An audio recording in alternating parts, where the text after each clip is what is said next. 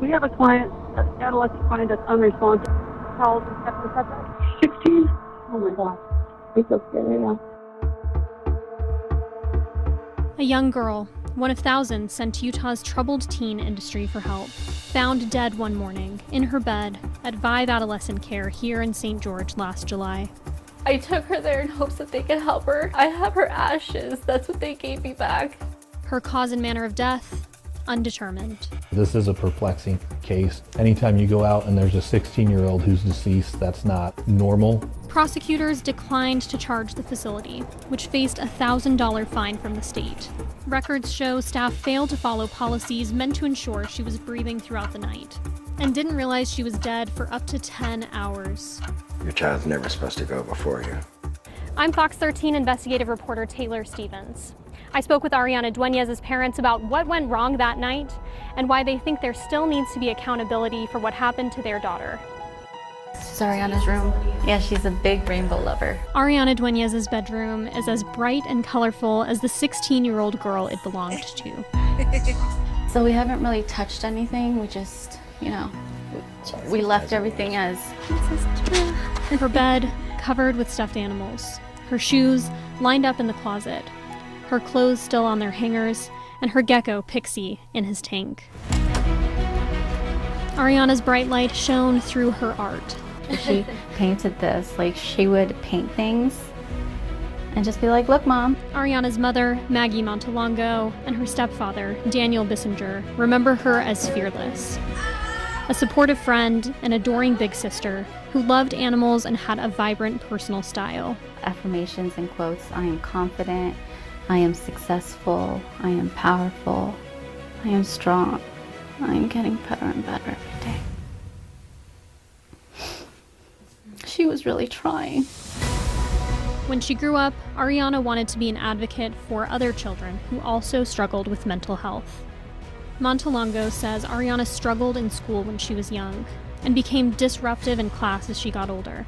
When schools aren't able to educate your child or be able to have her in class, they seek other options. Our daughter was not in school and she was falling behind, and we were looking for guidance, and because we didn't know what to do. And so that turned into years of RTCs in and out of California. In these RTCs, or residential treatment centers, her parents say Ariana became addicted to drugs. In their efforts to help her, they looked to Utah. We were desperate. Utah is one of the top states in the country for so-called troubled teen facilities.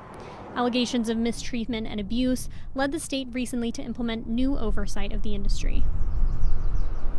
Ariana spent 7 months at Falcon Ridge in southern Utah. But after she began expressing suicidal urges, she was transferred in May of 2023 to Vive Adolescent Care in St. George.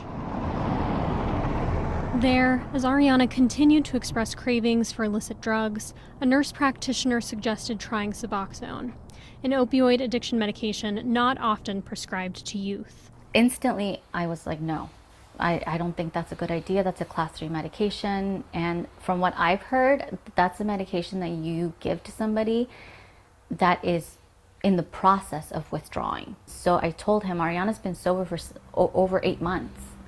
So it doesn't make sense to give her this medication. But after a weekend deliberating as a family, they agreed to give it a try.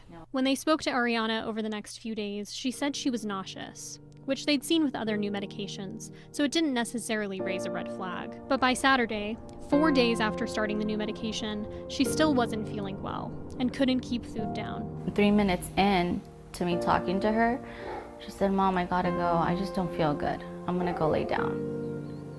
And so I said, are you, what's going on with this medication? She said, I gotta go. I'm gonna go lay down. I said, okay, I'm gonna call the nurse. I'm gonna call the nurse right now and have her check you. So she said, okay. And the last thing that I told my daughter was, I love you. And she said, I love you. That was the last thing. 911 on the address of the emergency. Vive Adolescent Care. We have a client, an adolescent client that's unresponsive. What did you see exactly? So we wake up at 8 o'clock. Mm-hmm. I went in there, I was telling her she needed to wake up. And usually she moves or makes like a sound when I wake her up. Mm-hmm. And then I turned on the lights, and then I went back and did my rounds again to wake up the rest of the kids. Mm-hmm. And then I waited for everybody to come out. She was the last one out. And then I was like, you need to get up. When Ariana still wouldn't get up, staff entered her room to find her stiff, cold, and purple, and called 911 for help. Ariana was pronounced dead shortly afterward, on the morning of Sunday, July 2nd, 2023, at 8:31 a.m. But a report from the St. George Police Department estimates she died long before staff realized, anywhere from 4.5 to 10.5 hours earlier. The condition that we found her in would lead us to believe that she had been deceased for more than a few hours. St. George Police Sergeant Adam Olmstead was there that morning. He said officers found no sign of foul play. In this case, she was in a room by herself. There was nothing that appeared criminal. The facility called Ariana's parents to tell them paramedics were doing CPR on their daughter. When he said that to me, I had a feeling that my baby was not in this earth anymore. I just knew it. I died that day.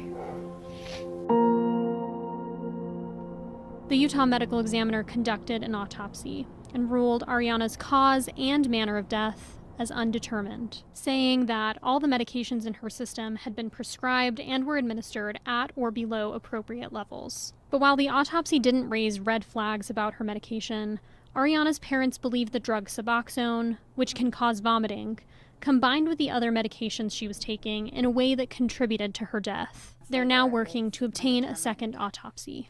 Totally healthy 16-year-old girl has a strong heart. There's no other explanation. After Ariana's death, the Utah Department of Health and Human Services investigated Vive's policies and procedures. Records from the department show that Vive staff failed to follow the facility's own policies for 15-minute checks, a self-harm precaution for all clients. They looked in on her throughout the night, but did not ensure she was breathing, though staff claimed they heard her snoring throughout the night, and one said he saw her breathing at 7:59 a.m., about 30 minutes before they pronounced her dead. They would come up to the doorway, look in, verify she was in there. I know that there was also mention by two of the employees that were working throughout the night that said that there were times that they heard her snoring. Records also show staff didn't check on Ariana at all for an hour and a half, from around 6 to 7:30 the morning of her death. But the state found they'd signed off on those checks as if they'd been done. And my daughter was not breathing. Vive also did not have a licensed registered nurse on duty that morning, as it was required to. One of 4 instances over the week where that was the case. Her parents can't help but wonder, could the outcome have been different had the facility checked to ensure Ariana was breathing? You know, whether a defibrillator would have worked, whether it wouldn't have, the point is, Ariana never got that choice. She never got that chance. We'll never know because of their neglect. But the Department of Health and Human Services ultimately determined the non-compliance hadn't led to Ariana's death. Their final decision? a $1,000 fine. You do just have to wonder if those respiration checks had been, regularly done, would there have been a point at which they realized, something was wrong with this girl? Well, in this case, and I think you bring up, you wonder, but what we can say is that there was no direct cause in our investigation between the non-compliance and the individual's death.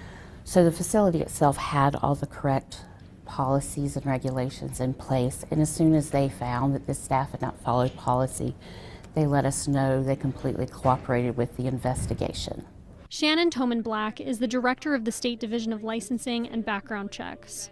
She said the department also put Vive's psychiatric side on a 4-month conditional license, which requires additional scrutiny from state regulators. And it imposed a temporary ban on admissions on that side, where Ariana died. Vive also implemented a number of changes. to always have registered nurses on hand, to retrain staff to observe 3 breaths for every client every 15 minutes in bed, and to add new nursing checks of clients during shift changes. But for Ariana's parents, it all feels insufficient, and the $1,000 fine feels downright insulting. So your child's life means what to them? $1,000. It's pretty sickening. I don't even know how they're still running. Prosecutors with the Washington County Attorney's Office also reviewed the case. They declined an interview with us, but told St. George Police that while Ariana's death raised questions about prescriptions and could constitute potential policy problems or, quote, medical malpractice issues, They didn't see a criminal aspect in this case. we reached out to Vive for an on-camera interview, even visiting them in person to give their clinical director, Stuart Squires, one last opportunity to speak with us. I'm Taylor Stevens. I'm here with Fox 13. I just Okay. wanted to let Stuart Squires know I was here in case he wanted to speak about Okay. Ariana. I've got actually our PR information. Uh-huh. Let me grab that for you, and I'll Okay. give it to you. So hang Sounds on good. just one Thanks. second. Vive did issue a statement stressing the facility's cooperation with officials, its current good standing with regulators, and the state's determination that policy issues were judged to have, quote, no bearing on the patient's death. Vive also said it was heartbroken at the loss and had made no public statements about Ariana's death out of respect for her family. As their first year without their daughter comes to a close, Ariana's parents say they're still in denial. We still talk about Ariana as if she's here in the presence. She's just away. She's coming home. We have her room exactly the way it was. All of her things. Holidays, we still buy things. We still feel her here.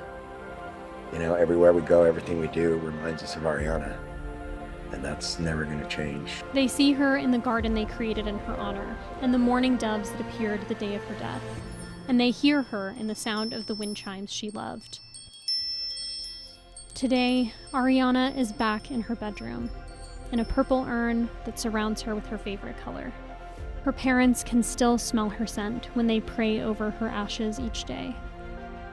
Now, more than anything else, her family says they just want answers for Ariana. Ariana's life counts for something. And that's what God has instilled in us. You know, the pain, the suffering is for a purpose, and our purpose is to use that so this doesn't happen to someone else. Someone doesn't lose their son or daughter. They don't lose their child for no reason when they should still be here with us. That's what I want people to know. That's what has to come from this.